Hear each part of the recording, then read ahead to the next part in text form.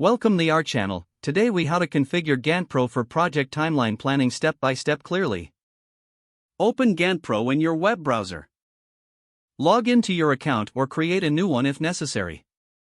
Once logged in, you'll be directed to the dashboard. Click on New Project to start a fresh timeline. Enter your project name in the designated field.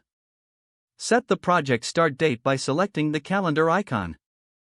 Choose the appropriate workspace for your project. Click Create Project to proceed.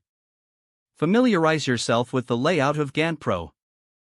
On the left side, you will see the task list area. In the timeline, you can manipulate the visual representation of your project. To add a task, click on the Add Task button. Type the name of your first task in the provided space. Press Enter to save your task. For each task, you can set a start and end date. Click on the taskbar once it appears in the timeline. Drag the ends of the taskbar to adjust the duration. To create subtasks, select the main task and click on Add Subtask. Type the name of the subtask and hit Enter. If you want to assign a responsible team member, click on the task. Choose a team member from the drop-down menu under Assignee.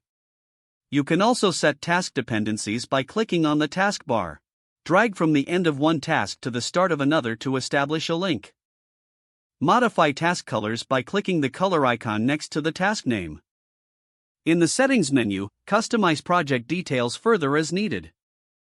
To monitor progress, use the % complete feature on each task.